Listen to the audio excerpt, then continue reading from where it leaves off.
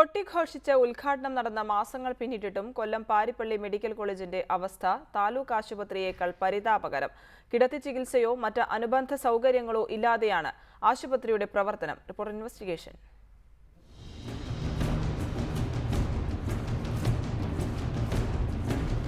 ഏറെ വിവാദങ്ങൾക്കും അനിശ്ചിതത്വങ്ങൾക്കും ഒടുവിൽ ഉദ്ഘാടനം ചെയ്ത പാരിപ്പള്ളി മെഡിക്കൽ കോളേജിന്റെ ഇന്നത്തെ അവസ്ഥയാണിത്. ആവശ്യത്തിന് ഡോക്ടർമാരില്ല.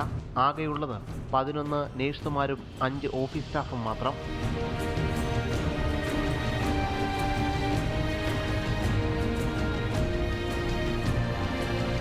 ₹10 കോടി സംസ്ഥാന ബജറ്റിൽ വകയിരുത്തുകയും നവീകരണ പദ്ധതി നിർദ്ദേശം സമർപ്പിക്കുകയും ചെയ്തിട്ടും ഭരണാനുമതി മാത്രം ഇനിയും ലഭിച്ചിട്ടില്ല. മെഡിക്കൽ കൗൺസിൽ മാനദണ്ഡപ്രകാരം 100 രോഗികളെയെങ്കിലും കിടത്തി ചികിത്സിക്കാനുള്ള സൗകര്യം മെഡിക്കൽ കോളേജുകൾക്ക് ഉണ്ടാകണമെന്നിരിക്കെ ഇവിടെ അതും പാലിച്ചിട്ടില്ല.